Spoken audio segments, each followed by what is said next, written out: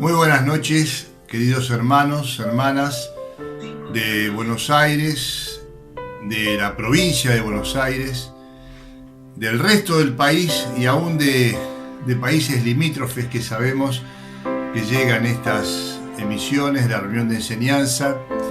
Estamos muy gozosos porque es la tercera vez que los segundos lunes de cada mes podemos llevarla a cabo. Hemos vencido la inercia. La inercia es la imposibilidad de los cuerpos de cambiar su estado de reposo, una definición de diccionario. Hermanos, hemos podido vencer la inercia de decir no lo hacemos, y gracias a la tecnología podemos estar llevando a cabo una vez más esta amada reunión de enseñanza. En este contexto queremos, en primer lugar, escuchar un testimonio conmovedor de un querido hermano, Mario Benasich, de la iglesia en calle Vignón, allí en Liniers. Así que le damos paso, sin más, para que él nos comente cómo impactó el mensaje de la palabra de Dios en su vida.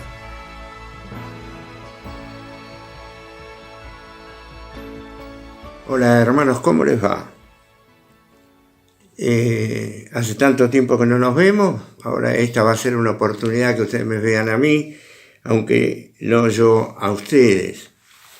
Cuando el hermano Cajano me dijo esta novedad, si yo podía grabar mi testimonio de cuando me convertí, bueno, para mí es un problema manejar el teléfono celular, pero no importa, espero que todo esto salga de acuerdo a lo que Dios quiere y ustedes puedan comprender lo que me ha pasado a mí a través de los años. Hay un texto en el Salmo 32 que dice: el Señor te hará entender y te enseñaré el camino en que debes andar, sobre ti fijaré mis ojos. Yo creo que esto me ha acompañado a mí toda la vida y les comienzo a decir cómo es que yo llegué al Señor. En regla general, en el barrio donde estoy viviendo ahora, que era donde yo nací y todo lo demás, en Villarreal, había un grupo de hermanas que tenían reuniones en un anexo que tenía la iglesia en Villaruro, y entonces invitaron a mi mamá hasta que mi mamá se convirtió. Una católica ferviente, junto con su familia, era italiana. Así que ella se convirtió y por ende toda la familia, todos los hijos íbamos a la escuela dominical y nos enseñaban. Cuando yo estaba en cuarto grado, en la escuela primaria, yo tenía un maestro ahí que era muy exigente, a la verdad muy exigente. Buen hombre, pero un hombre muy exigente. Él no tenía ningún problema de que cuando hacíamos algo que no correspondía nos levantara de las patillas que tenemos cada uno de los varones de costado, porque antes no había mujeres y había que tener las patillas cortas para que con las manos o los dedos no la pudiera agarrar. Y una de las cosas que nos exigió un año, cuando yo tenía alrededor de 9 años, fue que en las vacaciones de invierno trabajáramos en un montón de tareas que nos dio él. Yo, que no era un santo en aquel entonces, bastante travieso, a la verdad no hice nada. Y ese domingo, cuando yo me acosté en mi cama, me puse a pensar qué iba a pasar al día siguiente. Lo peor que podía haberme pasado era que este hombre me preguntara dónde estaban las tareas. Y yo digo, le voy a pedir al Señor para que me ayude. Y después me di cuenta, porque me lo habían enseñado, que el Señor no escucha las peticiones de los que son pecadores, únicamente para que se puedan arrepentir de sus pecados. Y entonces me di cuenta que yo, para que Él pudiera escuchar mi voz, porque no era un hijo de Él, yo tenía que convertirme. Y a la verdad, bastante complicado estuvieron mis momentos esa noche, hasta que yo me convertí al Señor. Hasta ahí todo bien. Ahora, ¿cómo terminó el asunto con el maestro? Porque yo, después que me convertí al Señor, le pedí al Señor que tratara de suavizar lo que iba a pasar al día siguiente. Bueno, les cuento. Al día siguiente el profesor no le pidió a nadie los deberes. El maestro no pidió los deberes. Y yo dijo, el Señor escuchó mi oración. Y yo sé que siempre Él la escuchó. Después seguí creciendo, estuve en la escuela dominical. Alrededor de los 15 años yo me bauticé. Y así fuimos ocupando, los hermanos mayores nos enseñaban, ocupando lugares en las tareas que había en la congregación. Primero ayudante en la escuela dominical, después maestro. Después, cuando yo ya me casé, o antes de casarme, que me casé a los 25 años, estaba encargado junto con otro hermano de los jóvenes. En aquel entonces estábamos en Villaluro. Después, cuando pasamos a Liniers, seguimos con toda esa tarea, trabajando en la escuela dominical. Y así, con el tiempo, los hermanos iban dando tareas que uno la iba haciendo. Una de las cosas que yo siempre me acuerdo, a la vuelta había una hermana que está con el Señor. Ella es la que traía el pan todos los domingos. Creo que yo tenía 22 años en aquel entonces. Y un día me dice, Mario, vos vas a tener que llevar el pan todos los domingos para la cena del Señor. Y yo digo, sí, no hay ningún problema. Todavía lo estoy llevando. Algún día, cuando no esté más, vendrá otro y ocupará mi lugar. Pero el Señor prepara los caminos de cada uno de nosotros. Ahora, el Señor me ha dado responsabilidades más grandes y todo lo demás, que algunas veces sobrepasan el entendimiento de muchos de nosotros. Pero los hermanos te apoyan cuando ven que uno se preocupa por ello. No de la medida capaz que el Señor quiere que nos ocupemos, pero el Señor nos ocupa. Esa es mi historia, una historia que a través de los años vi que el Señor siempre me acomodaba. Me dio una esposa estupenda, teníamos 25 años cuando nos casamos, todavía está junto a mí, estamos los dos solos en casa en esta época de pandemia. Me ha dado 3 hijos, un varón y 2 mujeres. Bien, el Señor siempre proveyó para nosotros, nunca nos hace faltar. Algunas veces vienen cosas complicadas. Muchos de ustedes saben un problema que yo tengo de una enfermedad. ¿Cómo se descubrió? Y por un ataque que me agarró y descubrieron que yo tenía esa enfermedad.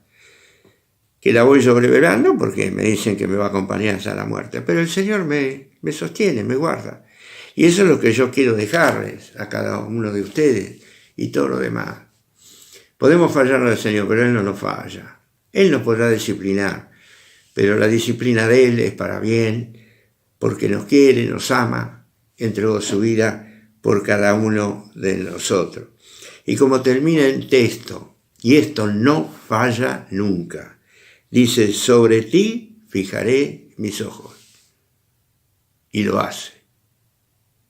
Un abrazo para todos ustedes, que el Señor les bendiga. Muchas gracias, Mario, que Dios te siga bendiciendo y dándote salud.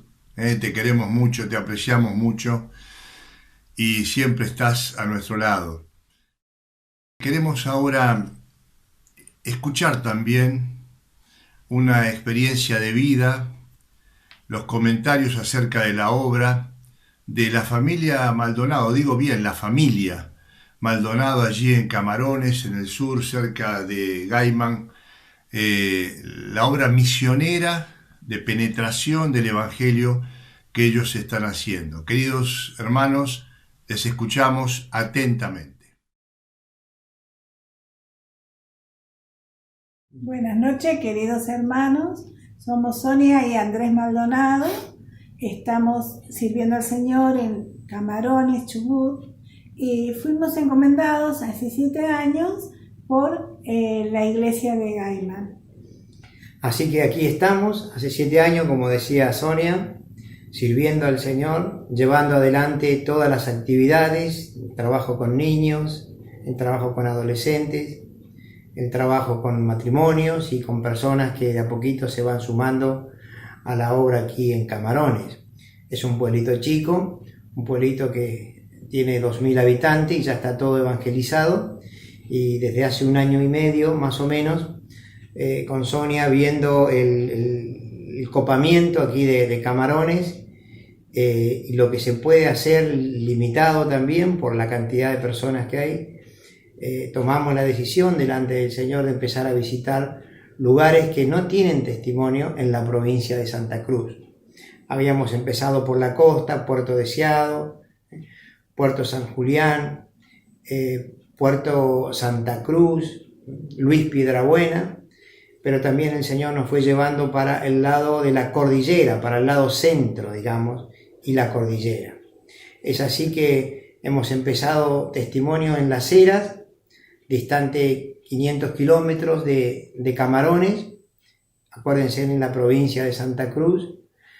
Luego empezamos otro testimonio en Gobernador Gregores, ya a 1100 kilómetros de Camarones, y el Señor nos ha abierto puertas en esos 2 lugares, y por su gracia hemos visto pasar personas de muerte a vida, y también en lugares como Las Heras, personas restauradas al Señor, que han venido del norte y han estado por muchos años sin congregarse. Y bueno, el Señor nos llevó a esos lugares y pudimos estar con ellos, conocerles, y también abrieron sus casas para hacer reuniones, porque son caseras las reuniones que estamos llevando adelante en esos lugares, como así también en Gobernador Gregores. Así que les pedimos que estén orando, porque también se van abriendo puertas en otros lugares como Los Antiguos, un pueblito entre Las Heras y Gobernador Gregores, que nos queda la pasada. También allí el Señor nos ha abierto puertas, en los cuales ya tenemos que empezar a visitar allí una familia que nos ha pedido, y también cruzamos a un pueblito que se llama Chile Chico, en la República de Chile.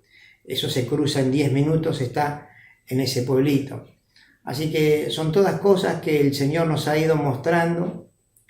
En su voluntad nos va dando la provisión para todos estos viajes, y son realmente viajes bastante desgastantes por las distancias que tenemos que recorrer, pero el Señor nos da fuerza y vemos su mano aprobando todo esto.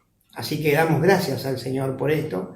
Ya en Gobernador Gregores se ha adquirido un terreno por su gracia, un terreno de 13 metros de frente por 50 de fondo, donde el proyecto allí es poder levantar el salón de reuniones. Así que ya se ha pagado en su totalidad, y queremos empezar ya a comprar materiales en la medida que el Señor nos vaya proveyendo todas las cosas para edificar allí el salón de reuniones, que hace mucha, pero mucha falta. Es una tarea que hacemos con Sonia, y a veces también nos acompañan algunos otros hermanos de Gaiman, y bueno, estamos, y de Rawson también, de la iglesia en Rawson, que son iglesias del Chubut. Así que bueno, damos gracias a Dios porque ellos nos pueden acompañar, y también, bueno, cuidar la obra en Camarones cuando nosotros salimos. Así que oren por nosotros, oren por nuestro vehículo que tenemos que cambiar, se desgasta mucho el vehículo, nosotros también, así que les pedimos que fortaleza para poder seguir haciendo esta tarea. Creemos que es la tarea que tenemos que hacer los misioneros, sembrar la semilla en lugares donde no hay testimonio de nuestras asambleas. Por lo menos nosotros lo entendemos así. No desvalorizamos la tarea que quizás se hace de otra manera, pero nosotros lo entendemos así, y es lo que estamos haciendo. Desde Camarones, como plataforma, vamos a todos esos lugares en la voluntad del Señor.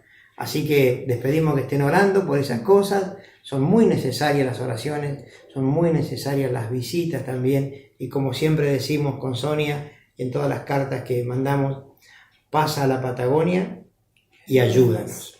Así que les queremos, les mandamos un saludo muy grande, y que el Señor les bendiga y prospere también en todo lo que ustedes están haciendo. Chau, chau. Chao, chao.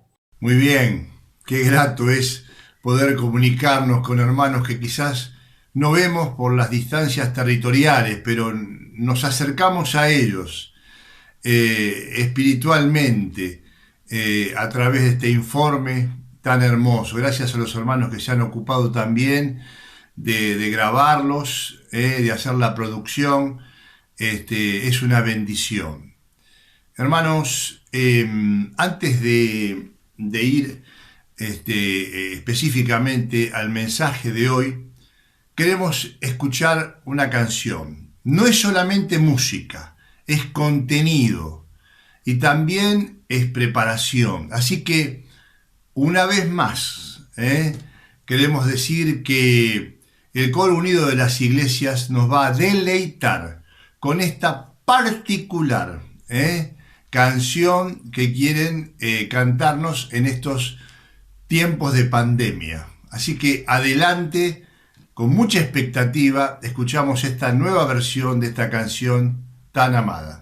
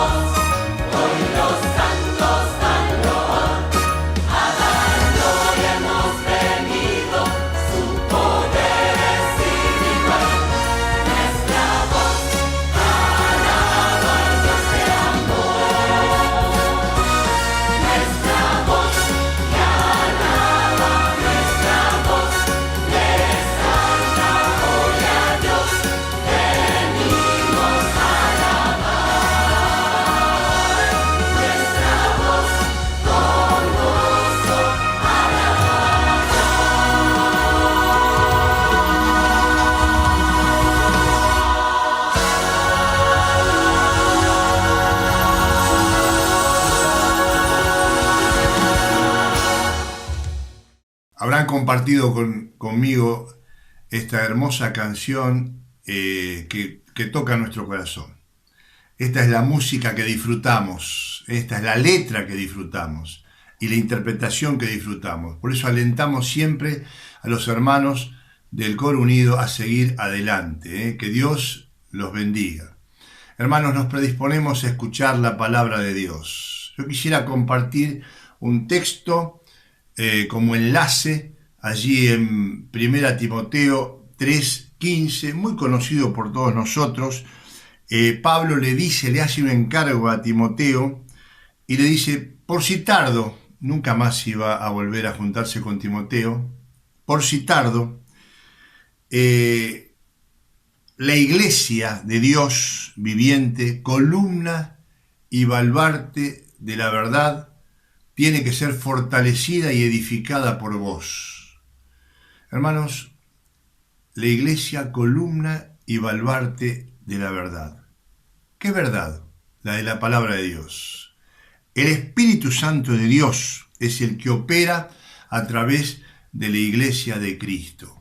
Y en esta noche vamos a escuchar un tema relacionado con la Iglesia, relacionado con la verdad de la palabra y también con la verdad que el Espíritu Santo de Dios nos hace reiteradamente conocer y recordar a través de este mensaje. Así que nuestro hermano Mariano Laudonio, de la iglesia en Villarreal, a continuación va a desarrollar el tema La Iglesia y la identidad de género. Mariano, que Dios te bendiga, te escuchamos atentamente. Buenas tardes, queridos hermanos, ¿cómo están? Quería compartir con ustedes esta reflexión en base a la palabra del Señor y sobre este tema que es de tanta relevancia en los tiempos que estamos viviendo y que los creyentes debemos conocer y debemos estar preparados. La Iglesia y la ideología de género. Antes de comenzar nuestro estudio, vamos a leer algunos textos de la palabra de Dios. El primero de ellos lo vamos a buscar en la carta de Judas, el capítulo 3. Judas, versículo 3, dice: Amados, por la gran solicitud que tenía de escribiros acerca de nuestra común salvación, me ha sido necesario escribiros exhortándoos que contendáis ardientemente por la fe que ha sido una vez dada a los santos. Y luego explica cómo han entrado encubiertamente falsos maestros en la iglesia. El otro texto que vamos a leer está en 2 Corintios, capítulo 4. Vamos a leer a partir del versículo 3. Dice: pero si nuestro evangelio está aún encubierto, entre los que se pierden está encubierto, en los cuales el Dios de este siglo cegó el entendimiento de los incrédulos, para que no les resplandezca la luz del evangelio de la gloria de Cristo, el cual es la imagen de Dios. Vamos a 2 Corintios capítulo 10, versículo 4. Dice: porque las armas de nuestra milicia no son carnales, sino poderosas en Dios para la destrucción de fortalezas, derribando argumentos y toda altivez que se levanta contra el conocimiento de Dios, y llevando cautivo todo pensamiento a la obediencia a Cristo. El último texto que vamos a leer por ahora lo tenemos en Romanos, el capítulo 12 y el versículo 2, que dice: no os conforméis a este siglo, no tomen la forma del mundo, del pensamiento del mundo, sino transformaos por medio de la renovación de vuestro entendimiento, para que comprobéis cuál sea la buena voluntad de Dios, agradable y perfecta. Bien, ya vamos a referirnos a lo largo de la exposición a estos textos y a uno más, un poquito más extenso, que vamos a leer más adelante. Como primer paso, como paso previo a nuestra consideración de la ideología de género, debemos hacer algunas consideraciones tocantes a un tema que no es muy tratado en nuestras iglesias y que no es del conocimiento de todos. Por eso yo considero que como introducción es muy importante hacer referencia a este punto. Y es el tema del orden natural. El orden natural. ¿Por qué es importante comenzar nuestras consideraciones sobre la ideología de género haciendo referencia al orden natural?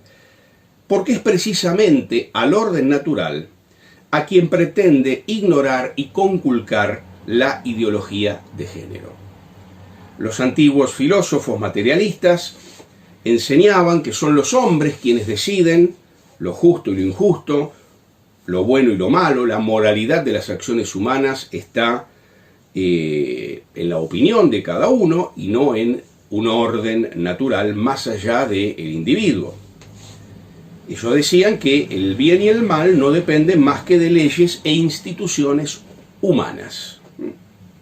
En el siglo III a.C., los estoicos adelantaron la noción de derecho natural, y por fin fue Cicerón, en el siglo I a.C., quien perfiló este concepto definiendo a la ley natural. Voy a leer la definición de Cicerón porque creo que no tiene desperdicio.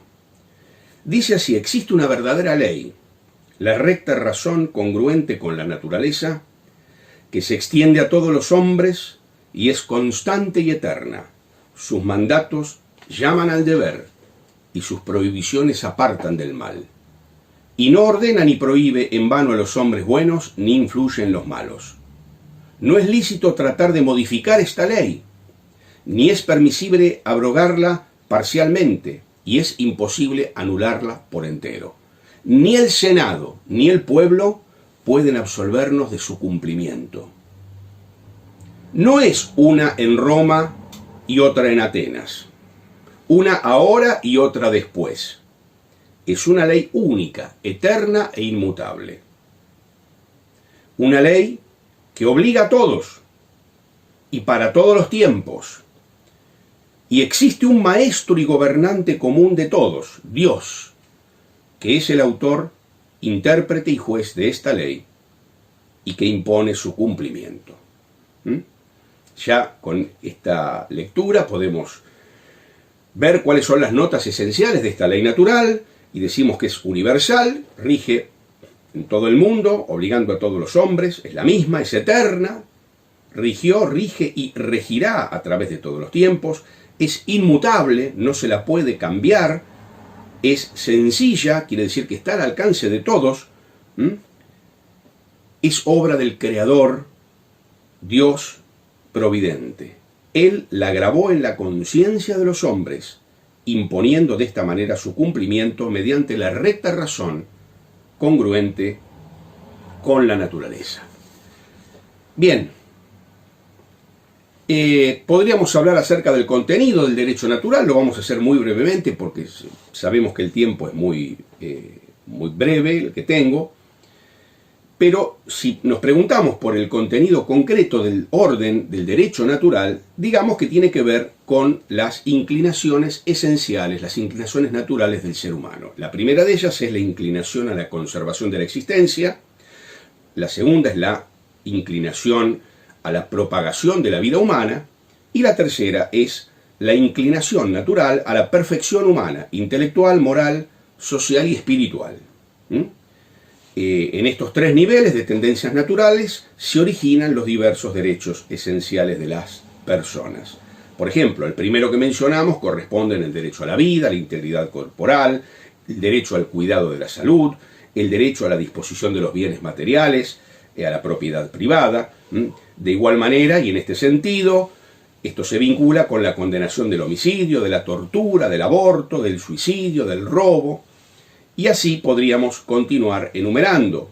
Solo a modo de ejemplo, a la segunda de las inclinaciones naturales del ser humano, que es la propagación de la vida humana, corresponden el derecho al matrimonio, a la procreación, el derecho a la educación de los hijos, el repudio de las relaciones prematrimoniales, el repudio del adulterio, el repudio de la homosexualidad, del divorcio, etc. Bien, esta brevísima introducción demuestra que ya existía en la conciencia de los hombres la convicción de un orden primigenio, un orden en el que debía buscar inspiración el legislador, supuesto que se correspondía con la naturaleza del hombre. En suma, no es el ser humano a través de los legisladores los que deciden qué está bien y qué está mal. Hay un orden natural que es anterior y superior a esas leyes positivas, a esas leyes humanas, y este orden natural tiene que ver con la esencia del ser humano, con aquellos elementos que no inventamos, aquellos elementos sobre los que no decidimos, sino que nos vienen dados por naturaleza. Uno de ellos es que lleguemos a este mundo bajo la forma de varones o mujeres. Esto es ni más ni menos, esto no es una revelación de las Escrituras, sino es un dato evidente del orden natural. Un dato evidente del orden natural. Bien, un dato a tener muy en cuenta es que la existencia y la vigencia de la ley natural puede sostenerse aún prescindiendo de toda consideración teísta. Esto no es un tema ligado a las creencias religiosas de cada uno. El hecho de que existe una ley natural, un orden natural, no tiene que ver necesariamente con las creencias religiosas particulares de cada individuo. El reconocimiento, el respeto por el orden natural no está subordinado a las creencias religiosas de cada ciudadano. No se trata de una cuestión confesional. De lo que se trata es de descubrir por vía racional un orden inmutable, un orden permanente que descansa en la misma naturaleza humana. La ley natural, dijimos, es anterior a cualquier creencia religiosa. Tanto el creyente como el ateo están obligados a no matar, a respetar la naturaleza de la unión de un varón y una mujer llamada matrimonio, y tantas instituciones que son de orden natural. No se trata entonces aquí de valores confesionales. No se trata aquí tampoco de valores que lesionen la libertad religiosa o los principios del Estado laico. Entonces, ¿cuál debe ser nuestra posición en vista de todo lo que venimos diciendo? Como cristianos, podemos y debemos exigir una legislación que respete el orden natural. Podemos y debemos demandar a la sociedad civil un orden jurídico que defienda los valores radicados en la naturaleza misma del ser humano. Aquí no se trata de imponer nuestra creencia religiosa, no se trata de querer imponer los principios de la Biblia a aquellos que no son creyentes. No. De lo que se trata aquí es de bregar por el respeto de los principios de la ley natural, del orden natural. Claro, el ateísmo militante al que estamos sometidos va a insistir una y otra vez en que estos principios no negociables de la ley natural son principios confesionales, es decir, ligados a una determinada religión, y van a acusar a todo el que defienda el orden natural de querer imponer su religión a los demás. Esto es una estrategia, una estratagema diabólica en la que no debemos caer ni creer.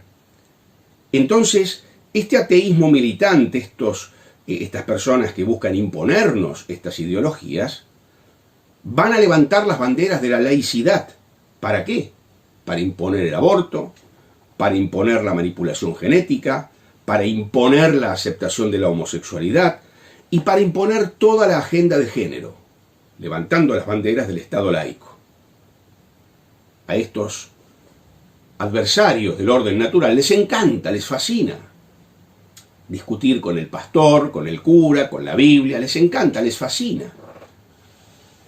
Lo que no pueden tolerar es discutir con el médico, con la biología, con la ciencia.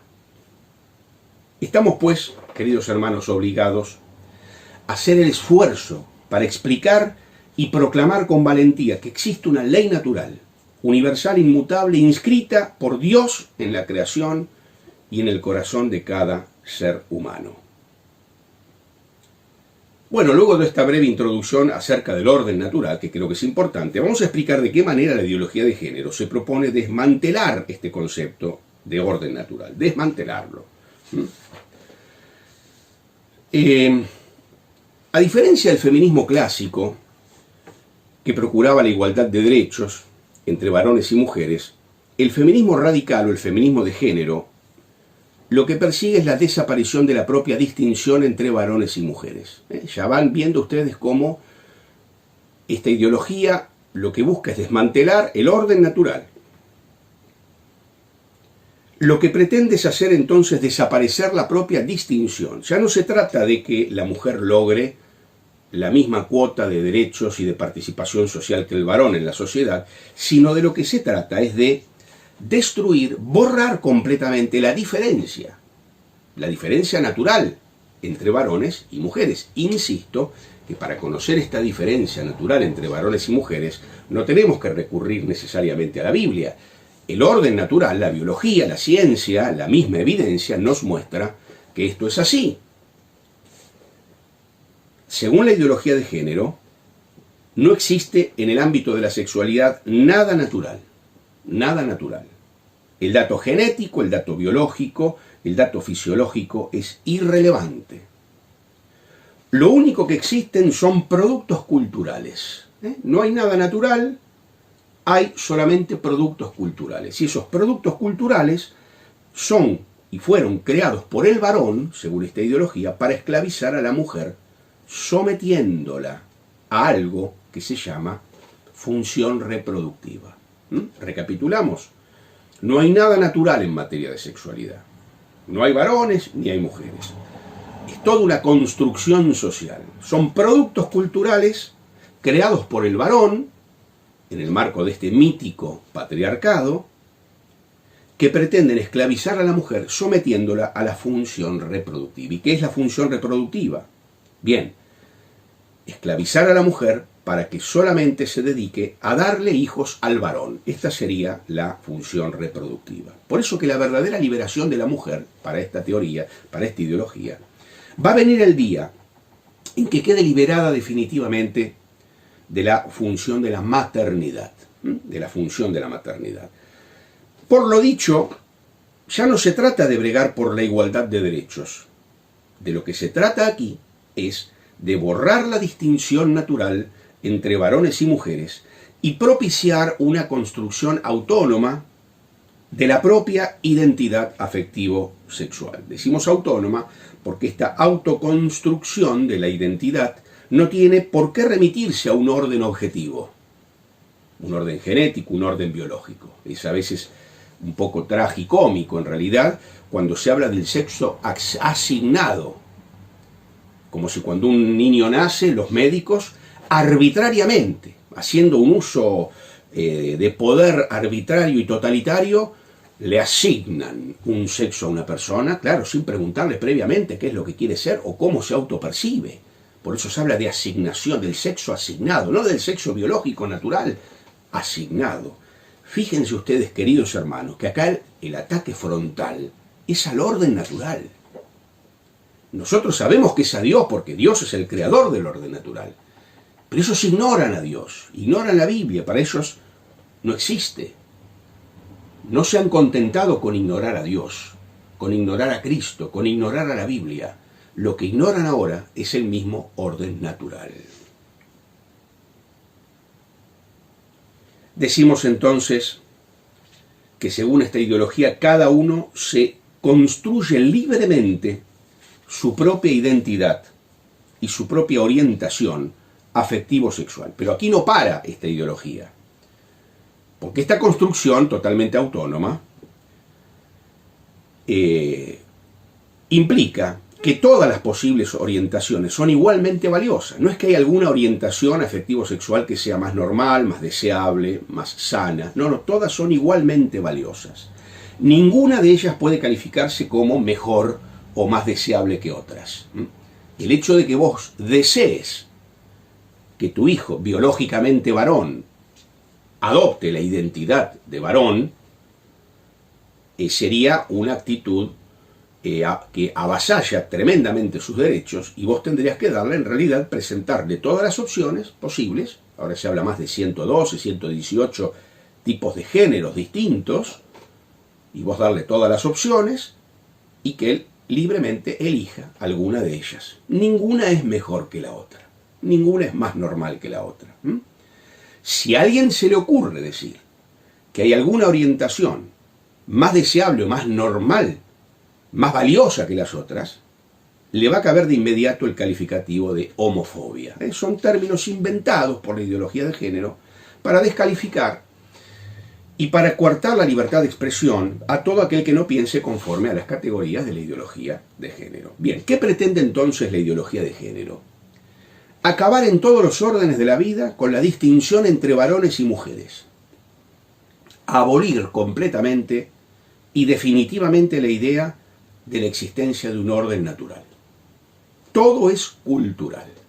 Todo es una construcción social. No hay nada que sea natural. El otro objetivo expreso de la ideología de género es acabar con el matrimonio y la familia tal como la conocemos en nuestra cultura judeocristiana. Al igual que para el marxismo el objetivo final era crear una sociedad sin clases sociales, para la ideología de género, que no es más que una nueva forma que adopta el marxismo, y no tengo tiempo de explicar este punto, pero solamente lo menciono, la ideología de género es una nueva forma que adopta el marxismo en estos tiempos.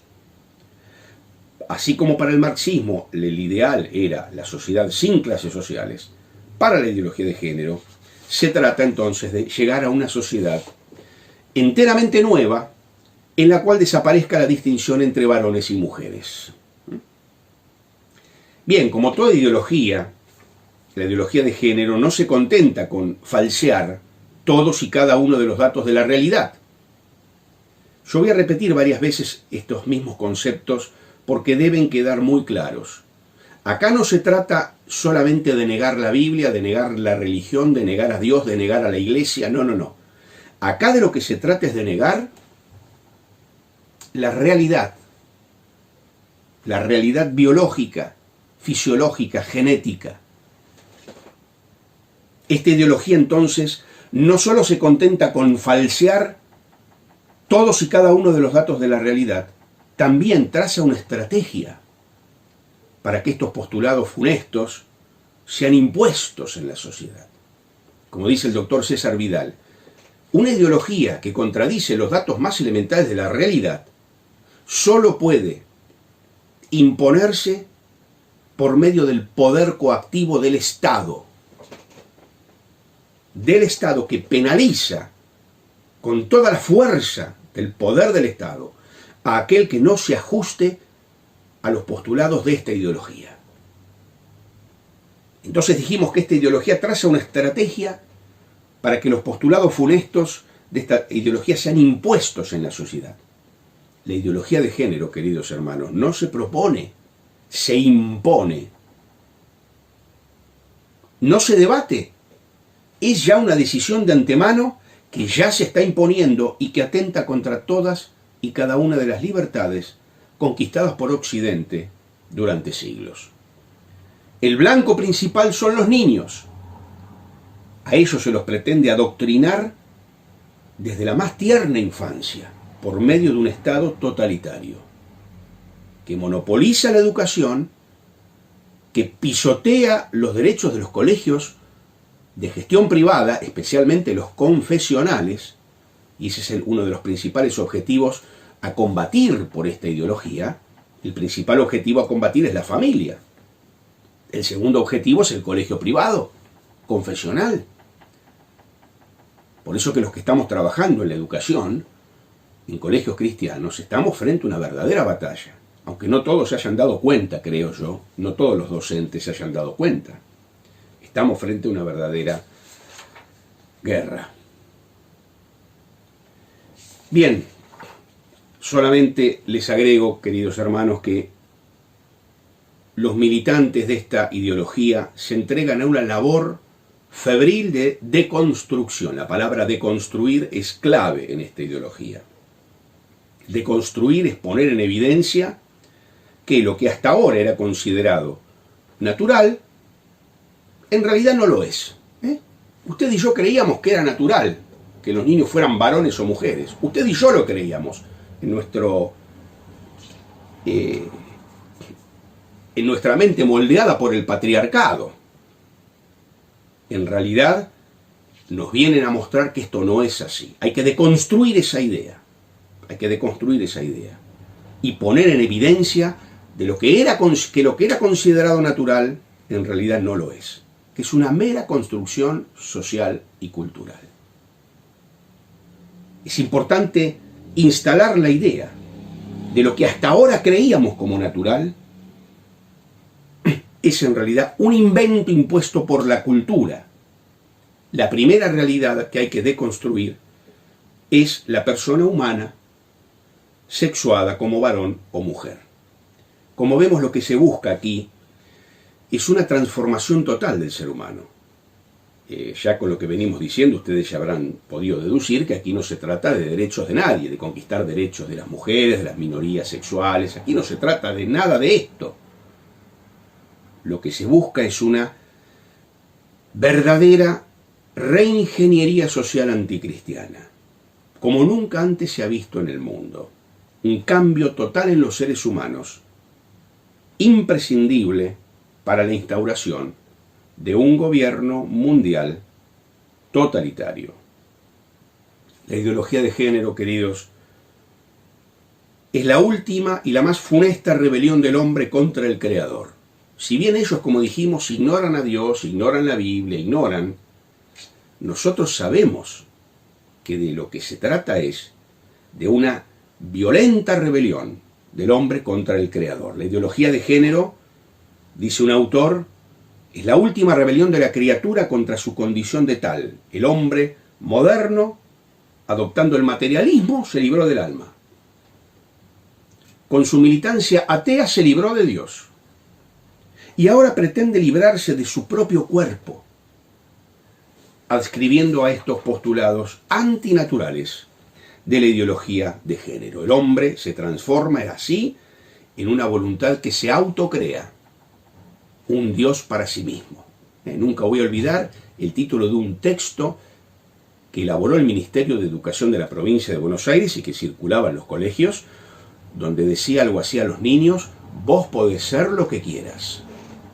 Vos podés ser lo que quieras ser. Elegí lo que querés, cuál, no solo varón, mujer, bueno, hasta hoy ya estamos hablando de transespecies o de transgeneración, personas que se consideran de otra especie o personas que se consideran incluso de otra edad.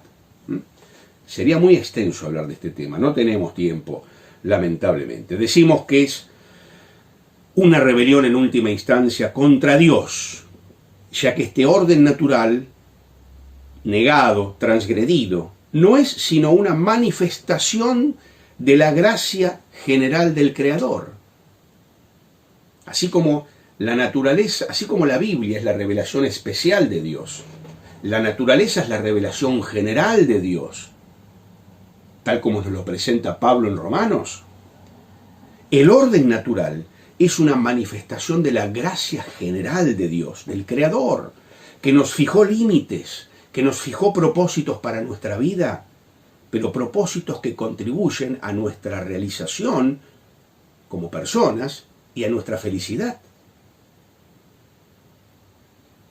El ser humano, entonces, a través de esta ideología, rechaza este orden natural, lo vulnera. Es el ser humano que se pone frente al Creador y con orgullo satánico le dice: no me someteré. Yo soy mi propio creador. Yo soy mi propio creador. Yo decido qué ser. Vamos a pasar a la segunda parte de nuestra exposición. Hemos hablado del orden natural. Hemos descrito muy sucintamente qué es la ideología de género. Y ahora vamos a leer en segunda Tesalonicenses capítulo 2, versículos 1 al 3. Pero con respecto a la venida de nuestro Señor Jesucristo y nuestra reunión con Él, os rogamos, hermanos, que no os dejéis mover fácilmente de vuestro modo de pensar, ni os conturbéis, ni por espíritu, ni por palabra, ni por carta, como si fuera nuestra, en el sentido de que el día del Señor está cerca. La traducción más correcta sería en el sentido de que el día del Señor ya llegó. Muchos de los hermanos pensaban que por las pruebas que estaban sufriendo y las persecuciones ya era el día del Señor. Ya estaban en la época de la tribulación. Y Pablo les dice: no llegó todavía. Nadie os engañe en ninguna manera, porque no vendrá sin que antes venga la apostasía y se manifieste el hombre de pecado, el hijo de perdición. Y aquí destaca y empieza a describir. Yo les pido y les aconsejo que lean hasta completo, hasta el versículo 12. No tenemos tiempo de hacerlo. Pablo acá está advirtiendo a los creyentes que antes del advenimiento del día del Señor, dos acontecimientos iban a tener lugar: la apostasía y la manifestación del hombre de pecado. El primer acontecimiento, que se verificará previo al día del Señor, será una gran apostasía. La palabra griega guarda un significado esclarecedor. Podría traducirse como amotinarse, rebelarse. Nos da la idea de millones de seres humanos que se amotinan, que se rebelan contra Dios. Se describe aquí una revuelta general contra Dios y contra su gobierno del mundo. No se refiere a la apostasía dentro de la iglesia, que está descrita en otras cartas de Pablo, no. Acá se refiere a una apostasía general del mundo. Yo les invito a ver y a considerar y a meditar cómo la ideología de género, que como hemos visto representa esta última y más virulenta y completa rebelión del hombre contra el Creador, esta ideología resulta funcional, prepara el terreno para esta gran apostasía del final de los tiempos. Piensen ustedes, una grande y generalizada deserción de la verdad. No sólo de la verdad contenida en las Escrituras, de la verdad contenida en la naturaleza también. Verdad en sentido filosófico, como la adecuación de la mente a la realidad de las cosas. Repito, adecuación de la mente a la realidad de las cosas. Esta actitud, generada por la ideología de género, prepara el camino de ese personaje nefando y nefasto que es el anticristo, quien va a guiar al mundo en una rebelión extrema, en la última rebelión extrema contra Dios. Pero recordemos y tengamos presente que esta situación que estamos describiendo no sale de la nada. No es que de pronto la iglesia es arrebatada y del día a la noche pasa todo esto. Esto se va incubando mediante una labor constante y persistente de engaño sobre las mentes de aquellas personas a las que se pretende sojuzgar. Esta subversión que sufrirá el orden social en esta gran apostasía, como decíamos, no va a surgir por sí sola y de la nada, sino que estará precedida de la difusión en las inteligencias, en las mentes, de nuevos principios y valores, dando por caducos aquellos principios y valores tributarios de la cosmovisión judeocristiana, que son los que han impregnado el Occidente. Tal como lo dice el doctor Palacio Hardy, todo desorden en el plano de la acción comienza por ser un desorden en el plano de la inteligencia.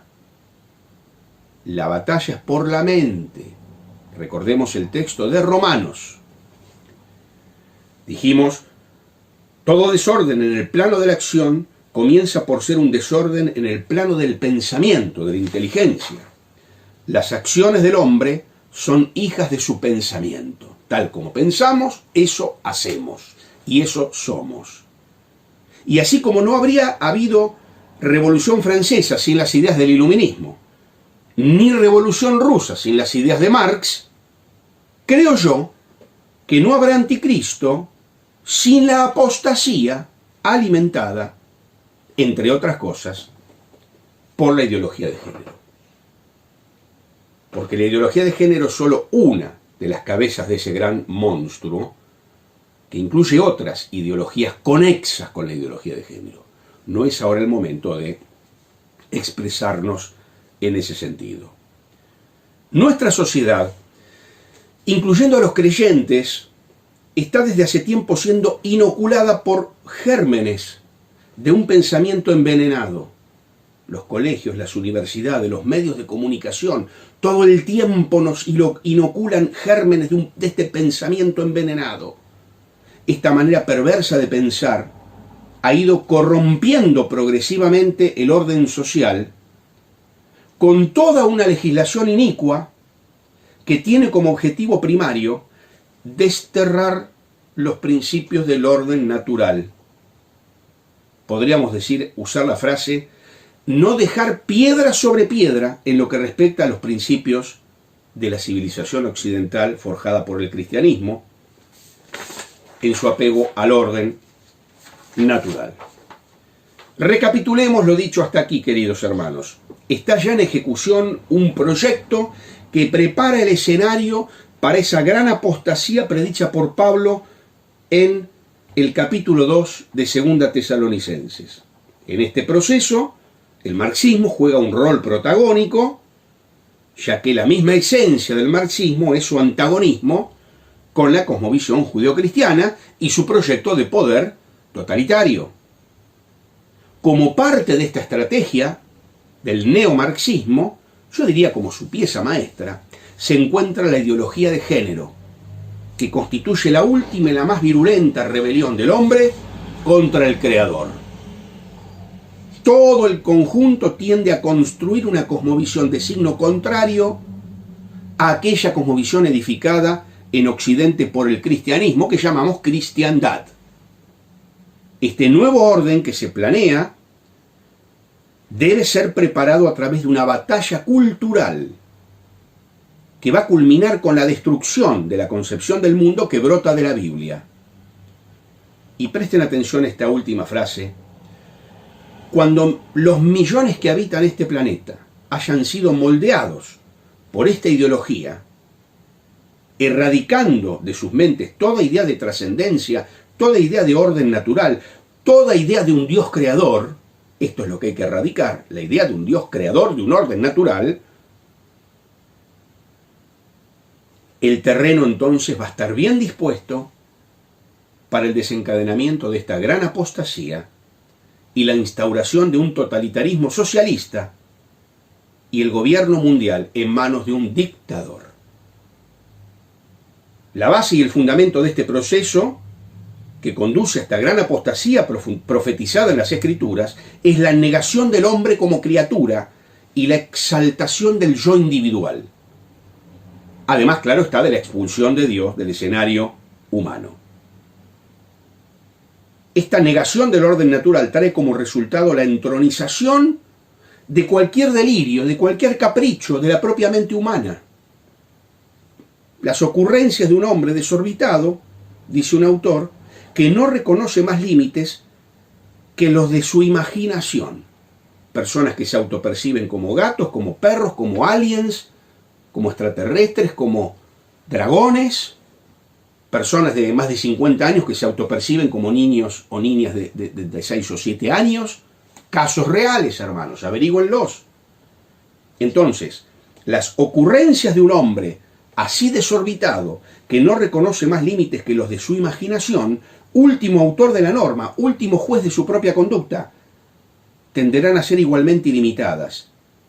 Entonces, ejercido fuera del plan de Dios, este poder desorbitado va a provocar la degradación, y ya está provocando la degradación, en los diversos órdenes de la vida. Quisiera precisar un poquito más este concepto de apostasía, según varios autores respetados. Trenchard anota que la inclusión en el texto del artículo la nos genera la idea de que la mencionada apostasía no va a ser una más al estilo de otras que hubo. Será la apostasía, por excelencia, de una magnitud y de una gravedad como no se ha conocido antes. Un enfriamiento tal que va a exceder un simple ateísmo, va a tomar la forma de un ataque violento contra toda manifestación de la verdad bíblica y la verdad natural. Toda manifestación de la verdad va a ser objeto de ataque. El diablo es el padre de la mentira. No tolera ninguna manifestación de la verdad. Ni siquiera cuando decís 2 más 2 es 4, no lo tolera, porque como es verdad, no lo tolera. No es que no tolera solo la Biblia, no tolera nada que tenga que ver con la verdad. Se trata sin duda de una insurrección generalizada contra todo aquello que es visto como una restricción, como un límite a la expresión desbocada de los deseos más absurdos y más antinaturales. Vale la pena citar a 2 sabios creyentes del siglo XIX, ¿no? Bonnet y Schroeder. Dicen así en su comentario al Nuevo Testamento: en nuestros días, y es en el siglo XIX que escriben, en nuestros días verdaderamente se ha empezado a celebrar un culto cuyo único Dios y único objeto de adoración es la humanidad. Todas estas tendencias preparan los caminos a la plena revelación, preparan los caminos a la plena revelación del hombre de pecado. Los ataques contra los fundamentos de la fe cristiana son acogidos con aplausos por una multitud cuyo entendimiento cegó como leíamos, el Dios de este siglo. Estos también son señales de manifestación del anticristo. Ahora nos falta más que una cosa, que esas potencias de iniquidad se unan, que un hombre bastante bien dotado y bastante hábil para apoderarse de ellas aparezca, que la multitud ciega le proclame representante del espíritu del siglo, y el acontecimiento predicho será cumplido. La iglesia ya habrá sido arrebatada de este mundo. Interesante las reflexiones de estos dos hermanos del siglo XIX, ¿no? El anticristo será el representante del espíritu del siglo. Ya vamos a abundar un poquito más en ese tema. Bien, me estoy quedando sin tiempo, queridos hermanos. Solo reforcemos el concepto de que la batalla que nuestro enemigo viene entablando contra el género humano se desarrolla fundamentalmente en el terreno de la mente. Y es a la mente a la que debemos proteger. ¿Cómo? Formándola, moldeándola por medio de la palabra de Dios. Se hace perentorio, queridos hermanos, más que nunca, la lectura, la meditación en oración, el estudio riguroso de las Escrituras. Es el único y poderoso remedio en contra de la apostasía.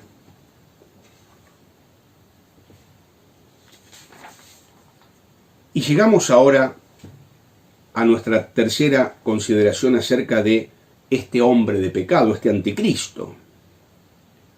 Hemos dicho que la apostasía, entendida como una revuelta agresiva y definitiva contra Dios, prepara el camino para la aparición del hombre de pecado. A este personaje vamos a referirnos a continuación.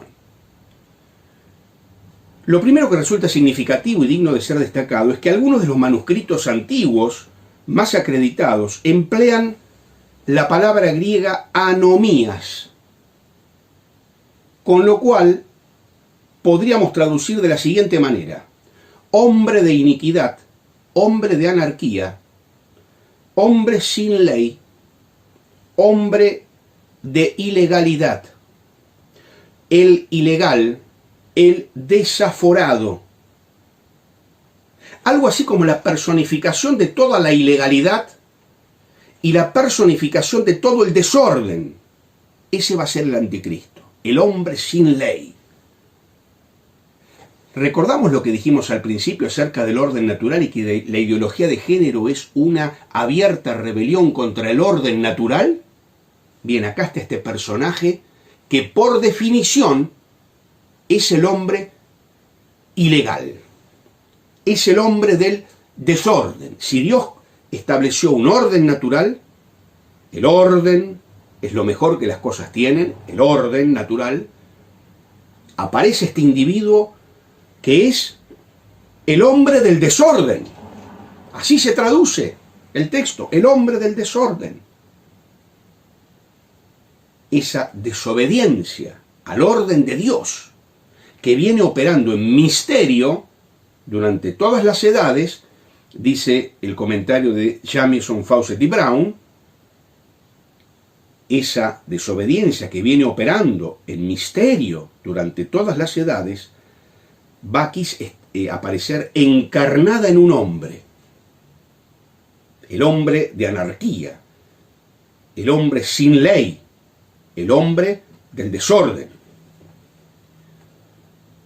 Esta iniquidad encarnada consiste en elevar la voluntad propia al lugar más alto.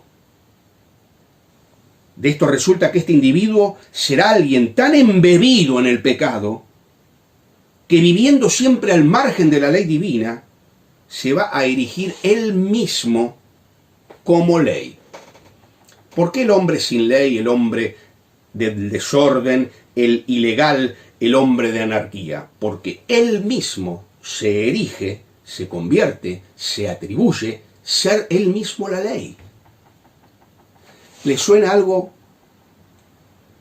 y lo relacionan con lo que hemos dicho acerca de la ideología de género? Que propone que cada uno se autoconstruya de manera totalmente autónoma del orden natural y cada uno decida qué ser y qué no ser? ¿Le suena? ¿Lo relacionan? La voluntad de Él va a ser su ley. Y acá nos viene a la mente entonces el postulado básico de la ideología de género. Si bien, como hemos destacado, la traducción más acertada al referirnos al anticristo es el hombre de anarquía, del desorden, como dijimos, o sin ley, no debemos descuidar el término que aparece en nuestra traducción Reina Valera, el hombre de pecado. No tenemos que descuidarlo. El anticristo será sin dudas el hombre de pecado. La propia encarnación del pecado, la propia encarnación de la criminalidad. El hombre que idealiza el pecado. Podríamos llamarle el pecador ideal. El pecador ideal. Basta leer, aunque sea superficialmente, algo de la literatura disponible inspirada en la ideología de género para notar con verdadera repugnancia esta permanente idealización del pecado. Realmente yo no les recomiendo que lo lean. Muchos, los que estudiamos este tema, no nos queda otra que leerlo. No les recomiendo que lo hagan. Pero vamos a notar, si nos acercamos a la bibliografía de estas autoras de ideología de género, con verdadera repugnancia, esta permanente idealización del pecado y de los pecados más aberrantes.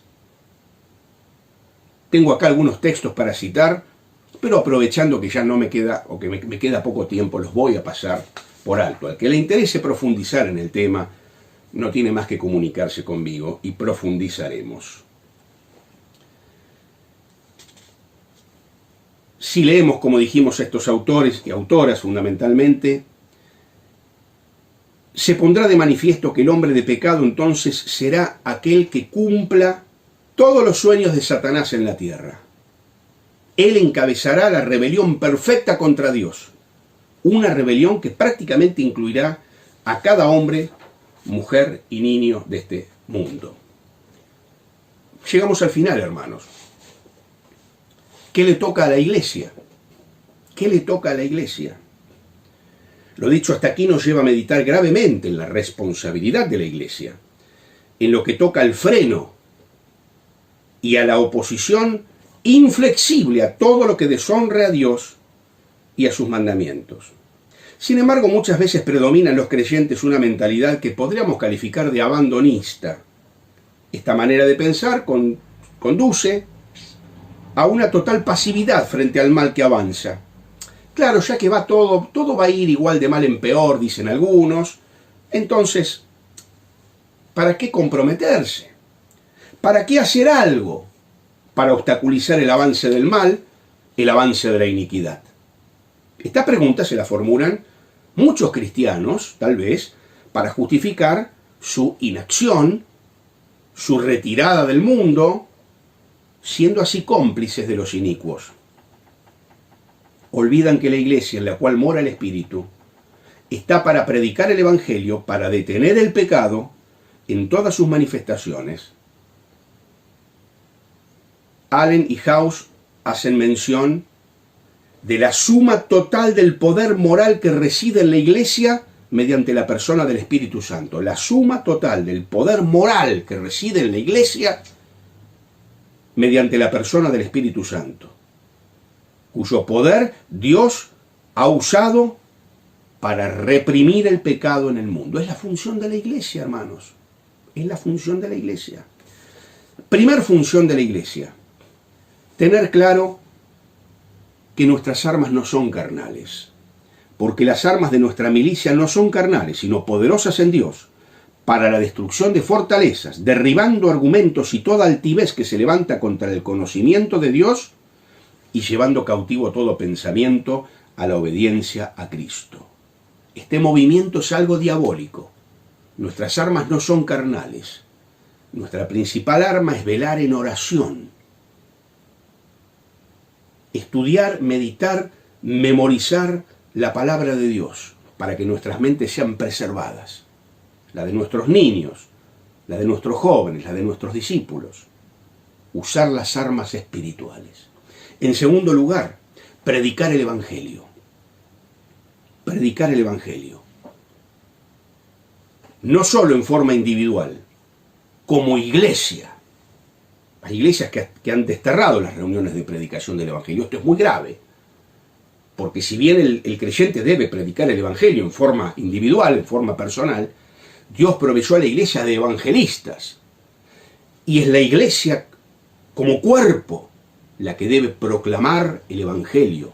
No shows, no comedias musicales o espectáculos con mini mensajes que nadie escucha. No.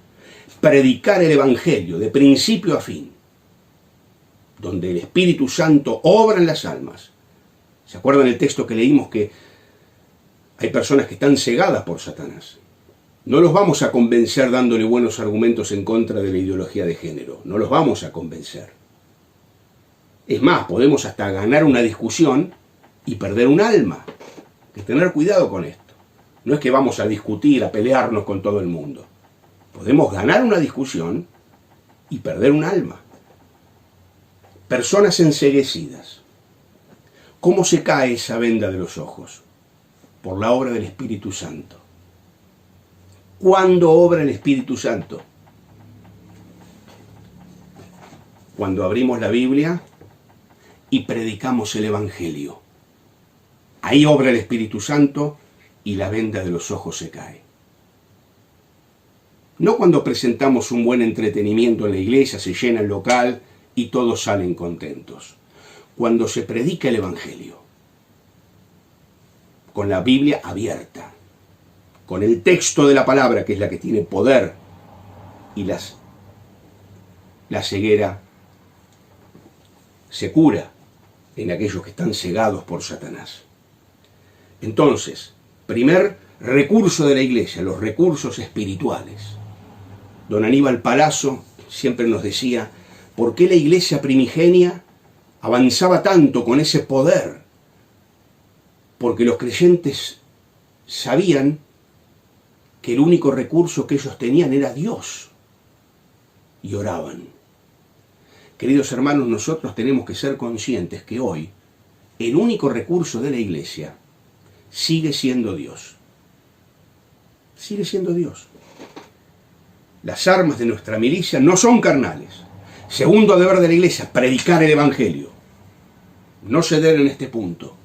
Tercero, discernir, juzgando con sentido cristiano todas las realidades y situaciones humanas, porque las corrientes y el pensamiento de la opinión pública y los pensamientos del mundo, todos tenemos que llevarlos ante el tribunal de la palabra de Dios. Tenemos que saber discernir.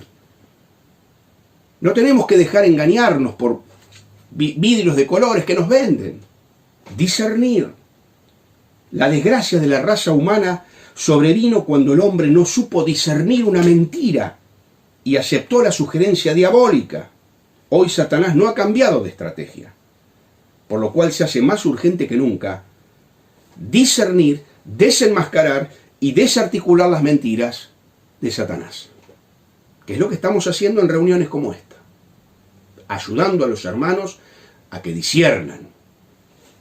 Cuarto, corresponde también a la iglesia hacer el esfuerzo para explicar con valentía que existe una ley natural, universal, inmutable, inscrita por Dios en el corazón del hombre y en la creación. Por eso es necesario valorizar y defender el orden natural. Cuando los promotores de la agenda de género pretenden descalificar a los cristianos argumentando acerca del Estado laico y todas esas cosas, nosotros tenemos que hacer el esfuerzo por explicar